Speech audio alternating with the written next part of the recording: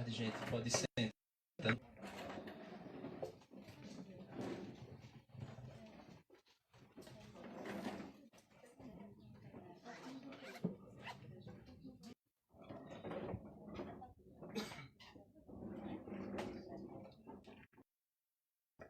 Amém? A gente vai partir do tema essa tarde. E o tema é encontrar-se, né? Encontrar Jesus e se deixar curar por Ele, né? Então esse tema ele é assim muito, como eu posso dizer, instigador, né? Ele vem nos instigar a pensar nisso, nos encontrarmos com Jesus e nos deixarmos curar por Ele. E nós podemos até pensar assim, ser curados do quê? Né? Por acaso eu estou doente? Talvez fisicamente nós não estejamos. Mas existe em cada um de nós uma enfermidade que surgiu da história da humanidade. Então, Deus, na sua plenitude, né, a nossa imagem e nossa semelhança. E Deus nos fez assim como o seu Filho Jesus é. Né? A imagem de Cristo é aquilo que Deus projetou na humanidade. Né? Cada ser humano deveria ser imagem e semelhança de Cristo em plenitude. Mas, infelizmente, quando Deus cria o homem por um estalar de dedo, ele desconfia do amor de Deus. Em um pequeno momento da vida do homem, ele desconfia do amor de Deus. Ele desacredita da amizade de Deus com ele. E fazendo isso, ele dá ouvidos ao inimigo do homem, né? A Satanás. O Catecismo da Igreja nos ensina que foi Satanás, com a sua voz sedutora, que tirou o homem da amizade com Deus, que destituiu o homem da amizade que tinha com Deus. E a partir daí o apóstolo Paulo, ele escrevendo aos Romanos, no seu capítulo 5 da carta aos Romanos, no versículo 12 ele diz assim: por causa do pecado de um só homem, todos se tornaram pecadores. E ele diz que por causa do pecado deste homem, entrou no mundo a morte. A morte. E é exatamente aí que o homem rompe a amizade com Deus. Que o homem rompe o seu estar diante de Deus em comunhão. E o convite nessa tarde é nos encontrarmos com o Deus que nós olhamos para o monte e buscamos encontrá-lo. Cícero dizia de manhã que olhemos para o monte e perguntemos: de onde virá o meu socorro? O meu socorro vem do Senhor que fez o céu e a terra. E é exatamente a partir desse olhar para o monte que nós precisamos entrar dentro daquilo que é proposto para a tarde de hoje. Encontrar Jesus e se deixar ser curado por Ele. Aí eu volto a dizer, curado do quê? Né? Curado do quê? Olhe para dentro de você. Olhe para o seu interior. Olhe para o seu coração. E eu tenho certeza, é impossível nós não enxergarmos as nossas enfermidades. E são muitas. Eu mesmo tenho muitas enfermidades na alma. muitas enfermidades. Hoje não, né? Ontem Nádia me entregou um livro que eu tinha comprado e que eu desejava sempre ler esse livro, que é do Padre Paulo Ricardo, Um Olhar que Cura. Um olhar que cura. Esse olhar que cura não está em ninguém, não está em lugar nenhum, a não ser na face do Cristo. Somente olhando para a face de Jesus, nós poderemos ser curados. O Papa Pio XII, por incrível que pareça, eu fiquei sabendo esses dias, ele instituiu no ano de 1958 a festa de contemplação da face de Cristo, né? Contemplar a face de Jesus. E que é celebrada na terça-feira, antes do carnaval, né? Tem um nomezinho que se dá, a Renata até falou, né? Da a gente tá 50ª. Pronto. Então, na terça-feira é celebrado. Isso no ano de 1958. No ano de 1959, o Papa direciona essa festa para o Brasil. Né? E Padre Paulo dizia que de maneira em especial, na terça-feira, como sempre era celebrada, na terça-feira de carnaval, e ali, nessa festa, para que aqueles que vivenciá-la, com devoção e com amor, buscar, curar, podemos assim dizer, pedir que seja desfeito aquilo que é feito com Jesus durante o carnaval. A face de Cristo durante o carnaval é novamente desfigurada. Aquele que diz o profeta Isaías que quando se passava por ele se titubeava o olhar, se titubeava a cabeça. Que não queriam olhar porque não tinha esplendor nenhum, não tinha beleza alguma que atraísse os nossos olhares. E por quê? Porque estava completamente desfigurado. E desfigurado exatamente por quê?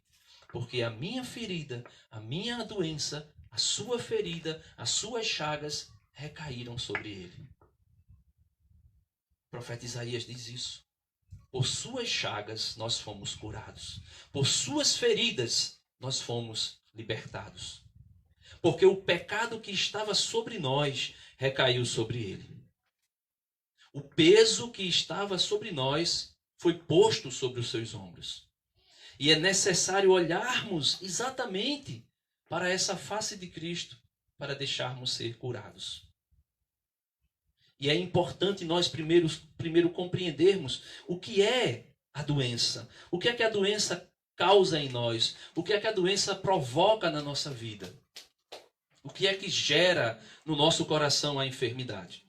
O Catecismo da Igreja Católica, no parágrafo 1500, fala sobre a enfermidade na vida humana. Eu queria que vocês prestassem bastante atenção nesse pequeno parágrafo que eu vou ler. Presta bastante atenção, porque a cura ela só pode acontecer a partir daqui. A cura na nossa vida só pode acontecer a partir deste momento. O momento em que nós descobrirmos que estamos doentes.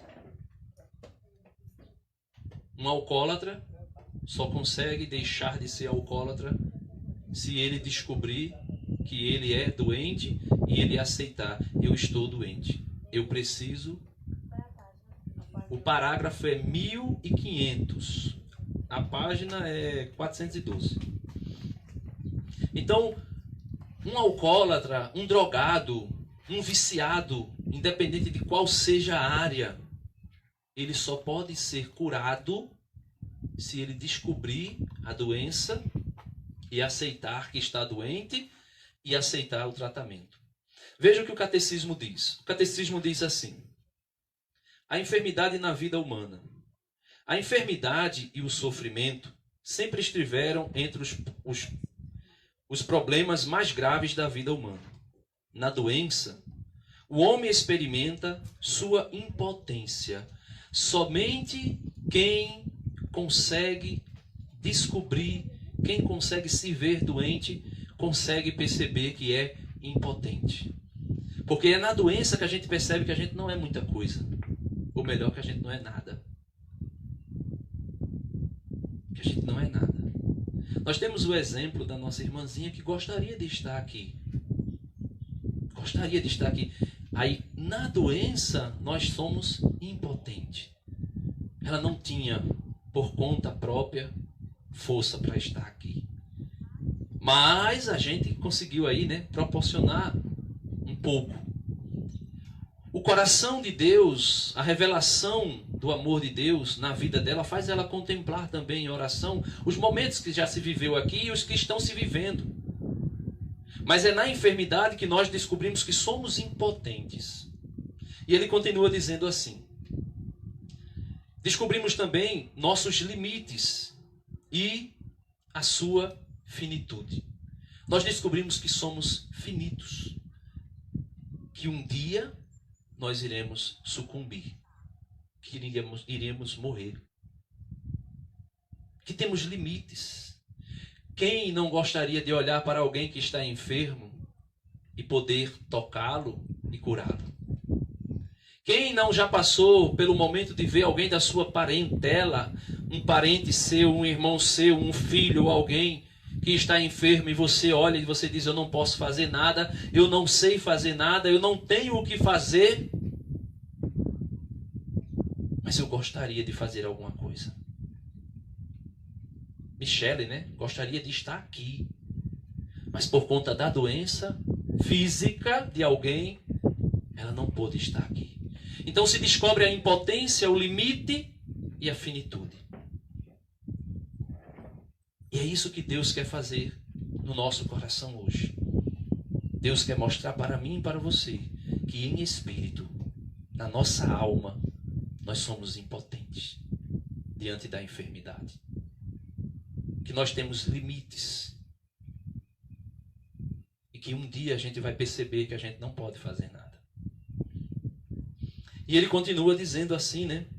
Toda doença pode fazer-nos entrever ou enxergar ou contemplar a morte. Toda doença. Principalmente se a gente não tiver controle nenhum sobre ela, a gente contempla a morte. E ele continua dizendo: a enfermidade pode levar as pessoas à angústia. Quantos de nós?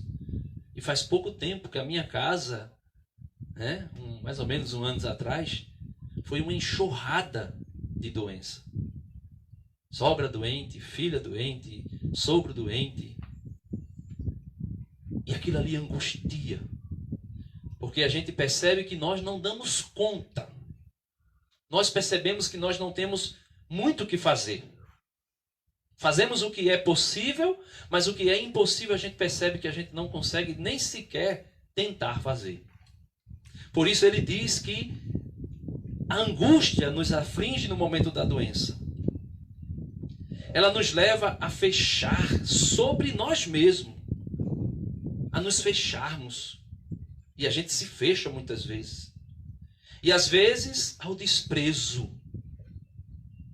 Tem pessoas que adoecem. Uma vez eu escutei um testemunho de uma mulher que estava doente, e doente não fisicamente, mas espiritualmente, no psicológico, mas também espiritual, afetada por uma força espiritual. E eu escutei esse testemunho que a menina se trancou num quarto e não queria que ninguém entrasse e ninguém saísse. E a pessoa que dava o testemunho disse que ela já fazia mais de 15 dias sem tomar banho e sem comer direito. E estava dentro do quarto nua, do jeito que veio ao mundo. Porque se isola e começa a dar um desprezo de si mesmo. Começa a desistir de tudo, né? Ele diz, e até mesmo se revolta contra Deus. Mas também pode tornar a pessoa mais madura. A doença, a dificuldade nos amadurece também, meus irmãos. É isso que Jesus vem trazer para nós nesta tarde. A enfermidade nos amadurece também.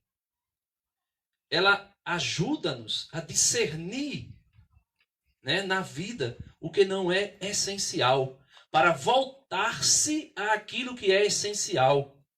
Não raro, a doença provoca uma busca de Deus e um retorno a Ele. Aí você pode dizer, Denis, eu não estou passando por dificuldade nenhuma em casa. Olha para a tua alma. Pensa naquele pecado que te aflige, que te angustia. Pensa naquele pecado que te fere. Que você muitas vezes diz assim, rapaz, eu vou desistir. Eu vou jogar aqui um desprezo total na vida espiritual, porque eu sei que eu não dou conta, eu não consigo levar adiante. Né? Só que existe alguém que é médico. Jesus é o médico. No parágrafo 1503 diz assim: a compaixão, né? Porque compaixão é sentir com, é estar na dor do outro, é se colocar na dor do outro, é sentir o que o outro sente, é um desejo ardente e profundo de tirar aquilo que pesa sobre o outro. E somente quem ama, somente quem tem compaixão consegue fazer isso. E ele diz, a compaixão de Cristo para com os doentes e suas numerosas curas de enfermos de todo tipo são um sinal evidente de que Deus visitou o seu povo. Então o homem pecou, se distanciou de Deus, se tornou alguém doente, enfermo. Mas Cristo veio visitar-nos. Deus nos visitou por meio de Jesus. E de que o reino de Deus está bem próximo. Jesus não só tem poder de curar, mas também de perdoar os pecados. E aqui é onde entra a nossa reflexão da tarde.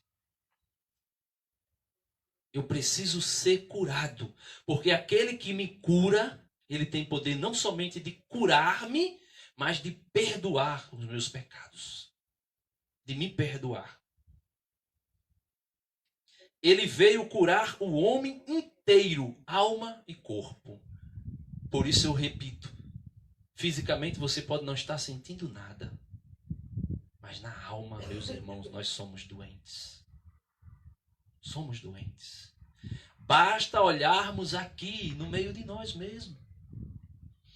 Quantas vezes uma palavrinha nos leva a ficar com a cara meio emburrada para o outro? Quantas vezes a gente às vezes olha assim para o outro, começa a ver, né, o defeito do outro, a falha do outro. E a gente percebe que a gente precisa mesmo ser curado. E para concluir essa primeira parte aqui, ele diz assim: é o médico, Jesus, né? É o médico de que necessitam os doentes. Sua compaixão para com todos aqueles que sofrem é tão grande que ele se identifica com eles. E Jesus diz: estive doente e fosses me visitar. Jesus tem um amor tão predileto pelos enfermos, pelos doentes, que ele se identifica com os doentes. Ele disse: quando eu estive doente, tu fosses me visitar. Tu não me fosses visitar. Conclui. Não cessou ao longo dos séculos de despertar a atenção toda especial dos cristãos para com todos os que sofrem no corpo e na alma. Esse amor está na origem dos incansáveis esforços para aliviá-los. Muitas vezes, Jesus pede aos enfermos, serve-se de sinais,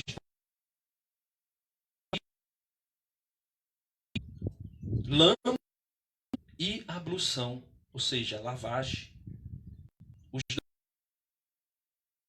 Porque que a todos cura. Também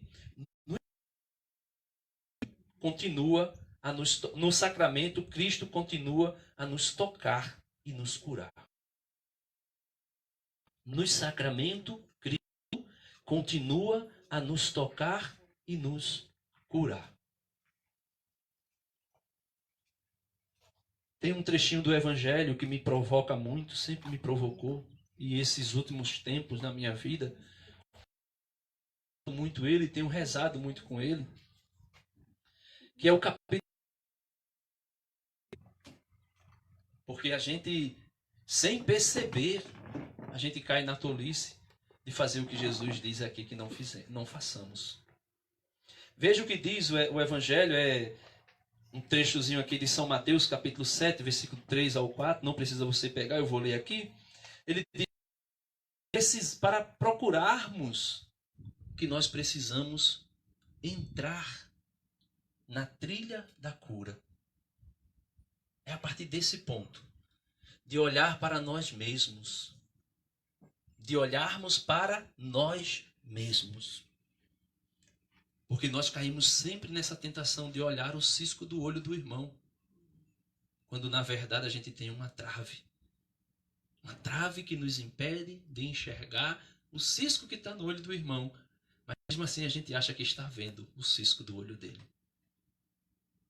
O trechinho do Evangelho para a reflexão dessa tarde é de cura. É de alguém que era cego e foi curado. Eu queria que você pegasse aí São Marcos, capítulo 8, versículo 22. São Marcos, capítulo 8, versículo 22. Você vai pegando, a gente vai ler junto, porque eu estou percebendo já que o povo está querendo dormir, né? Alguns até já estão dormindo. É repouso. É repouso. Se é difícil fazer uma partilha no retiro da comunidade, eu entendo que esse é o momento mais difícil, é esse. O momento depois do almoço.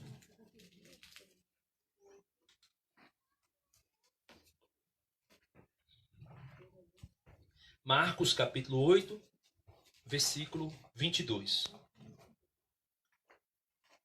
Todo mundo achou? Amém? Amém ou misericórdia? Quem achou, diga amém. Quem não encontrou, procure o padre e confesse. Padre, não encontrei ainda.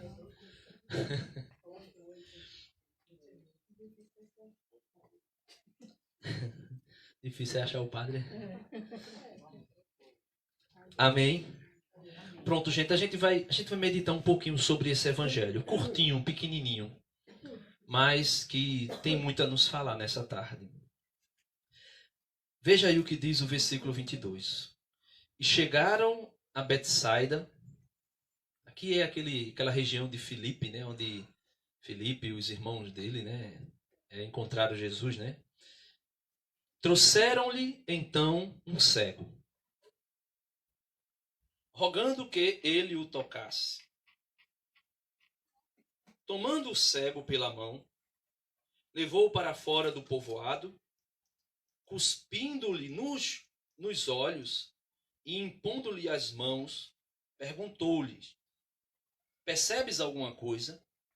Ou enxergas alguma coisa?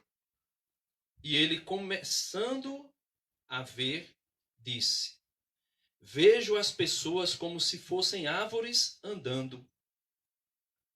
Em seguida, ele colocou novamente as mãos sobre os olhos do cego, que viu distintamente e ficou restabelecido e podia ver tudo nitidamente e de longe.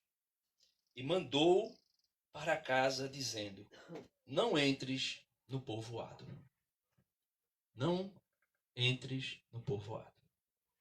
Eu queria que você pudesse aí colocar o seu coração nesses versículos que foram lidos. Olha de novo para o versículo 22. Chegaram a Betsaida. Chegaram. Quem chegou? Jesus e os seus discípulos chegaram a Betsaida. E veja o que aconteceu. Trouxeram-lhe então um cego. Ou seja, trouxeram-lhe a Jesus um doente. Trouxeram a Jesus alguém que estava enfermo. Trouxeram a Jesus alguém que precisava ser curado. Trouxeram a Jesus alguém que viveu com certeza muitos dias, ou quem sabe todos os dias da sua vida em angústia. Trouxeram-lhe alguém que com certeza era impotente. Por isso foi trazido. Por isso foi tomado e foi levado. porque não podia ir só. Será que você já começa a enxergar você aí? Não diz quem é o cego, não tem o nome, né? Geralmente essas curas que Jesus realiza de pessoas anônimas, né, que não tem nome, é porque o autor do Evangelho, ele gostaria que eu e você colocássemos o nosso nome aí nesse lugar. Quando ele diz, trouxeram-lhe um cego, pode ser uma cega também. Trouxeram-lhe um cego. Eu lembro que ontem Renato já dizia, meu irmão, nós não viemos aqui. Nós fomos trazidos aqui. E fomos trazidos aqui para quê?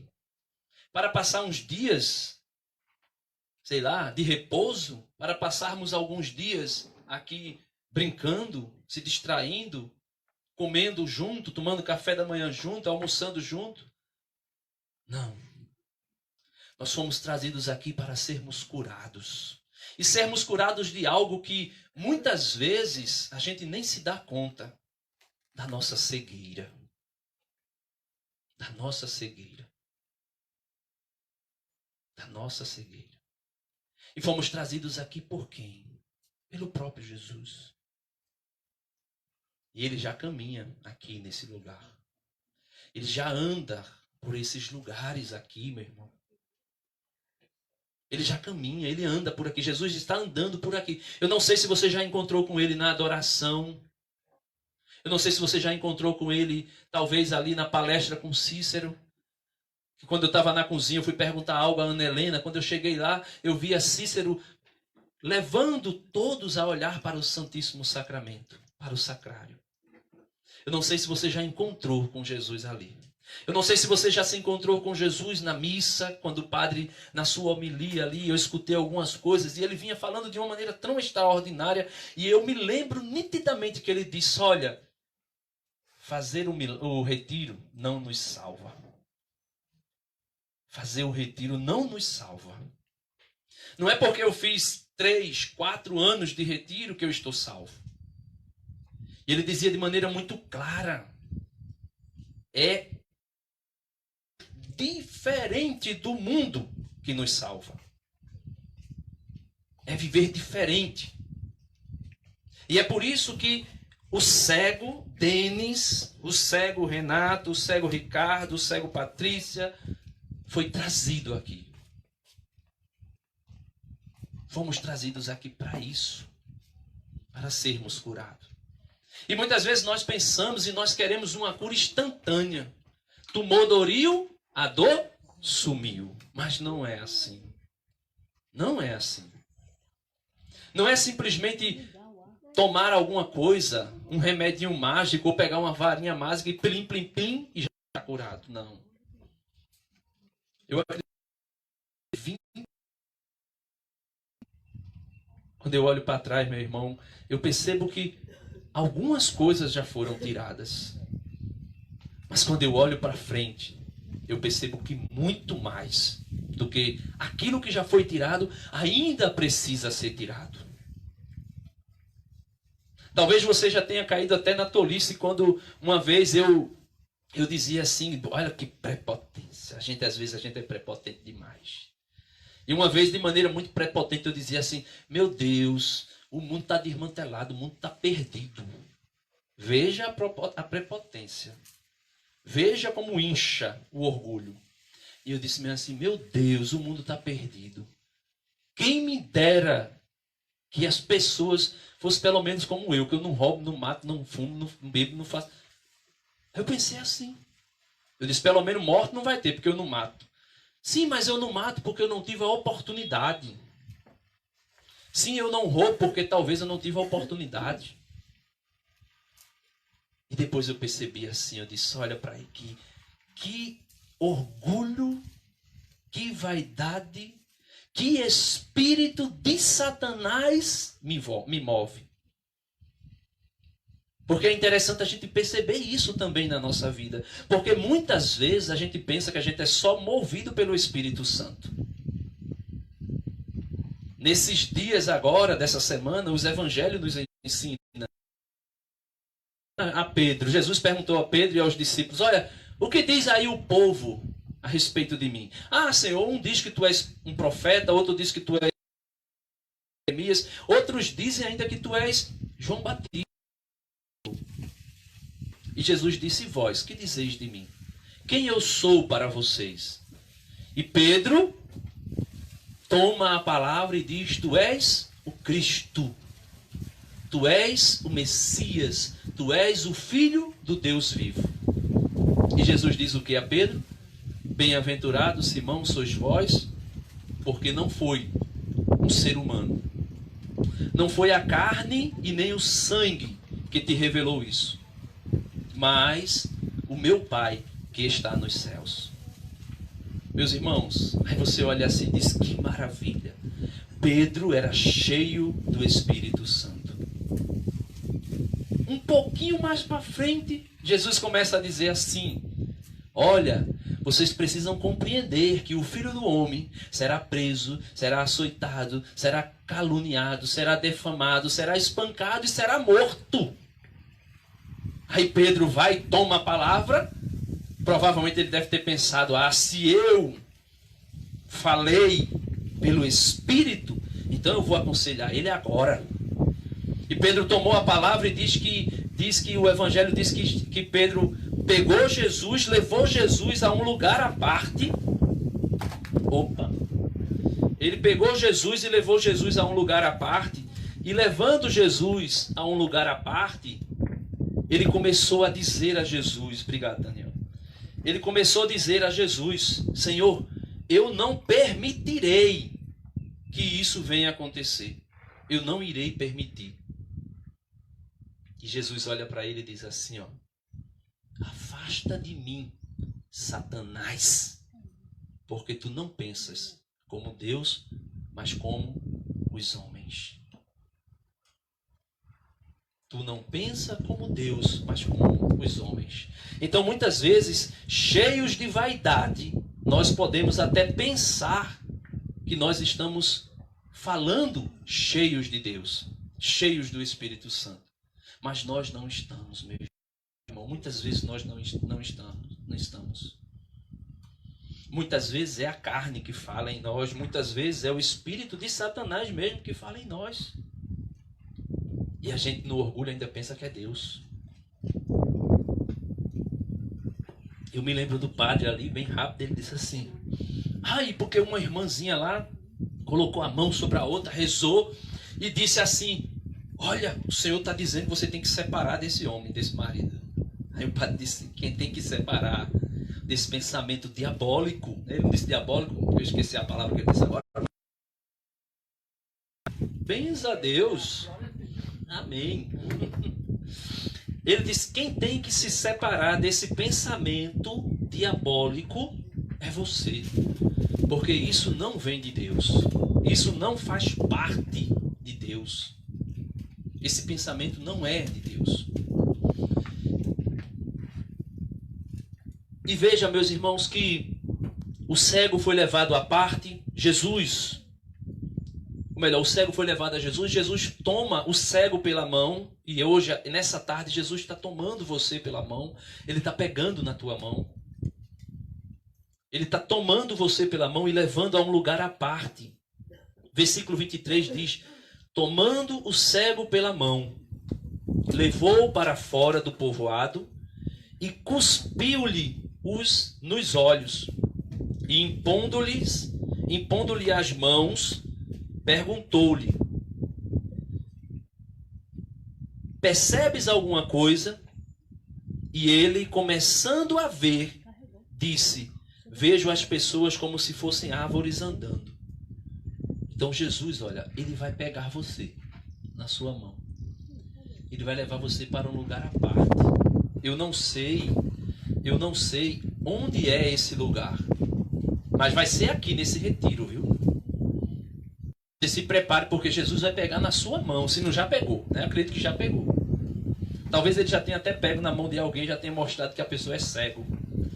Mas talvez a pessoa é tão cego, que nem percebeu que nem percebeu ainda, né? Que Jesus já pegou na mão dele. Então Jesus vai levar a parte, ele vai cuspir essas curas de Jesus. Eu fico pensando, Senhor, por que, né, o Senhor usa de métodos tão estranhos para curar? Porque a gente não consegue entender. Jesus poderia simplesmente dizer àquele homem: tu estás cego, é? Olha, abre teus olhos. A partir de agora tu vai enxergar. E ele ia enxergar. Jesus poderia simplesmente dizer assim: fecha os olhos, passar a mão assim nos olhos dele e dizer: agora abre os olhos, e ele já enxergaria. Mas você consegue imaginar Jesus chegando perto de você, colocando quase que nariz com nariz e cuspindo nos teus olhos? Cospe um, depois cospe outro. Cuspir na face é algo que é até um insulto. E Jesus usa desse método estranho de cuspir nos olhos daquele homem. E aquele homem poderia simplesmente, se ele fosse feito eu, orgulhoso, ele poderia dizer assim: o que é que está fazendo cuspindo na minha cara? Né? Ele poderia fazer isso. Mas Jesus cuspiu no rosto dele, nos olhos dele, colocou as mãos sobre os olhos dele e perguntou: tu estás vendo alguma coisa? E o Evangelho diz assim: e ele começando, olha, ele começando a enxergar, ele diz: Senhor, eu vejo os homens como árvores que andam. Sabe o que é que Jesus está dizendo com isso? É que talvez lá no início da tua caminhada, quando você teve o primeiro encontro com ele, quando ele te tomou e levou para um lugar à parte, quando ele cuspiu nos teus olhos e fez você enxergar que o mundo era diferente, você, naquele início, viu as coisas assim um pouco ainda embaçadas, como árvores que andam. Mas no decorrer da tua caminhada, você vai sendo curado. Você vai conseguindo enxergar de maneira melhor.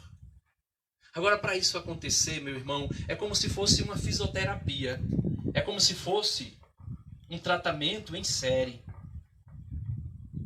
Você percebe que muitas vezes as curas, e na maioria das vezes a cura de Jesus foi sempre assim. Como se você estivesse fazendo um tratamento em série. Quando eu cheguei aqui, de repente eu vi o irmão ali recebendo colírio nos olhos, né? Ele recebia colírio nos olhos. E recebendo colírio nos olhos me faz lembrar aquela passagem que está lá no livro do Apocalipse, no capítulo 3, da igreja de Laodiceia. Se eu não me engano é o versículo 8, 7 e 8. E ele diz assim, olha: vocês dizem que são ricos, que vocês têm tudo. Aí Jesus diz: mas porém, eu quero dizer para vocês que vocês são doentes, pobres, cegos, estão nus.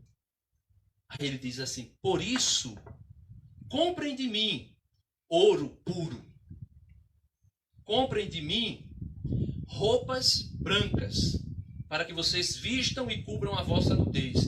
E ele diz assim: comprem de mim colírio, para ungir os vossos olhos e vocês puderem enxergar. Então é isso que Jesus vem fazer tarde para conosco. Ungir os nossos olhos com colírio. No capítulo 19 de João, se eu não estou enganado, outro cego que se encontrou com Jesus. E o método foi bem parecido, mas ainda acho que pior. Estou dizendo pior, não que Jesus fez algo errado. Porque aqui diz que ele cuspiu nos olhos. Naquele outro lá, diz que ele cuspiu no chão, fez lama com a saliva e esfregou nos olhos do cego. E disse: vai à piscina de Siloé te limpar, te lavar.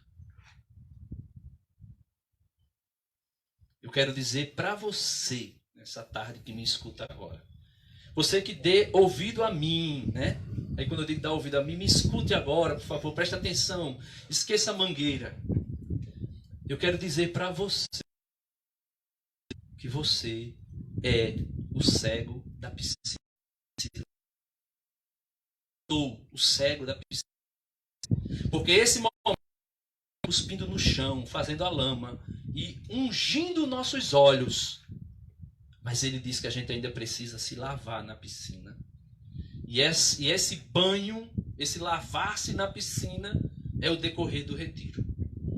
No decorrer do retiro, você vai ser lavado nos seus olhos para ser curado. O que estás vendo? Eu vejo os homens como árvores que andam. Que visão mais distorcida da coisa. Homens como árvores que andam. Primeiro, árvores não andam. Segundo, e com árvore é zero. Então perceba que no primeiro toque de Jesus, aquele homem não conseguiu ter uma noção de nada ainda do que era uma cura. Era o princípio da cura. Era o início da cura. Eu acredito que você que veio para isso, e a gente já vai acabar, não sei nem quanto tempo me falta mais, mas a gente já vai acabar. Não sei em que área da tua vida a cegueira te tocou, te pegou. Não sei ainda. Mas eu quero dizer para você o que Jesus disse uma vez. Os olhos é a janela da alma. Ele diz, se o teu olhar estiver sadio, todo sadio. Se o teu olhar estiver sadio, todo o teu ser estará sadio, estará são. No ano de 2015, o Papa Francisco escreveu essa bula aqui, ó, proclamando o ano da misericórdia. No ano da misericórdia, eu li a bula. Jesus é o rosto da misericórdia do Pai. No primeiro parágrafo da carta, né? Jesus é o rosto da misericórdia do Pai. Então, em 2015, quando eu li essa cartinha aqui, eu não conhecia ainda o ministério do Papa Francisco. Mas hoje eu tenho conseguido enxergar um pouco melhor. Ele usa um lema que eu não lembro agora qual o santo que deu a respeito daquele chamado de Levi. Quando Levi foi chamado, imediatamente Mateus segue Jesus. O Papa Francisco toma esse lema que é: por tua misericórdia me chamaste. Se eu não me engano, por tua misericórdia, chamado por tua misericórdia. Alguém que é somente alguém que direciona a sua vida, somente alguém que vivencia a misericórdia de Deus, consegue trazer a face da misericórdia, a face de Deus na pessoa de Jesus como misericórdia. E o Papa Francisco tem feito isso de maneira... E eu digo a vocês, a gente é arrogante, a gente é tudo que puder imaginar de troncho. Porque quando eu vi o Papa Francisco se beijando, ou melhor, se abaixando e beijando os pés da África, daqueles continentes lá, eu disse meio assim, o Papa se ajoelhar aos pés desses camaradas que nem cristãos são, para beijar os pés deles. O Papa fazer isso, aquilo ali me deixou inquieto. Para você ver como a gente é. Aquilo me deixou inquieto. Mas depois, com o passar do tempo, eu pensei, aquilo ali, ele fez para cessar uma guerra nos países daqueles homens. E é somente alguém, meu irmão, que está impregnado da misericórdia de Deus. Somente alguém que está cheio, completamente cheio, a ponto de transbordar a misericórdia de Deus, é que pode fazer um negócio daquele ali. E por isso o padre dizia hoje, para mim e para você, do que vale você beijar e abraçar quem te ama e quem é teu amigo? Do que vale? E quando eu escutei aquilo ali do padre, sabe o que foi que me veio à memória? Me veio à memória mais de 20 anos atrás, quando eu participava de um grupo jovem, sem conhecer a renovação carismática, sem conhecer o Espírito Santo, sem conhecer nada, assim no sentido teológico da coisa, mas conhecendo porque estava dentro de mim, tinha já me preenchido completamente. Quando eu passava nas ruas da Bela Vista, que eu via os jovens bebendo e se drogando, muitas vezes eu chegava em casa, eu chegava na capela chorando, porque eu dizia, estão se perdendo. São almas que estão se perdendo. E que falta, meus irmãos, tem feito? Que falta tem feito a misericórdia de Deus na minha vida para olhar para o outro e sentir compaixão dele?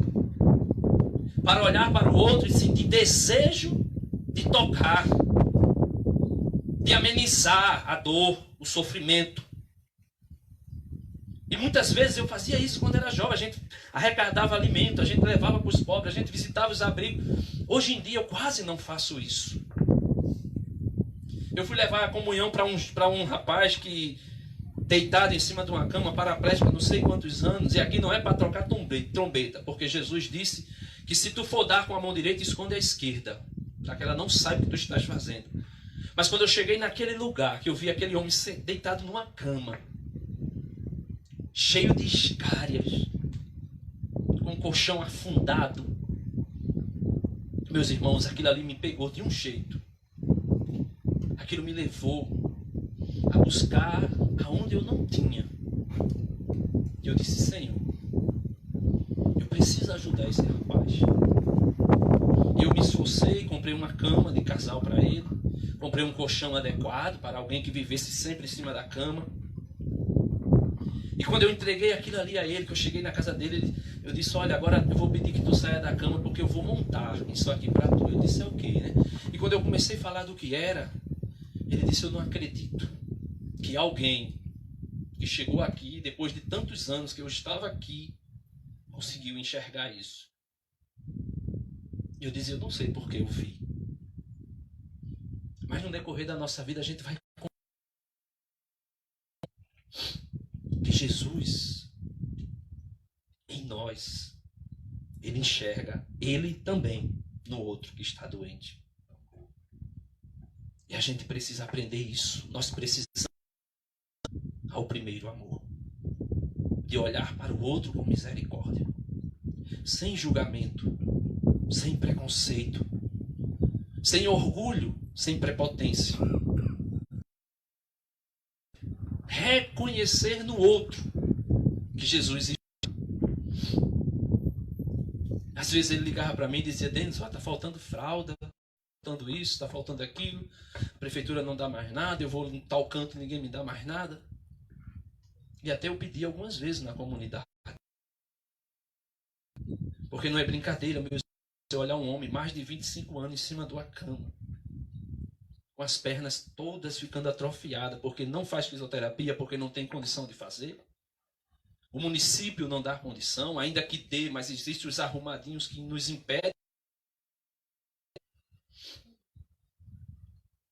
Mas essa semana ele disse assim para mim, ele disse, Denis, olha, eu louvo a Deus, porque muitas vezes eu tentei contra a minha própria vida, mas hoje eu sei que Deus me ama.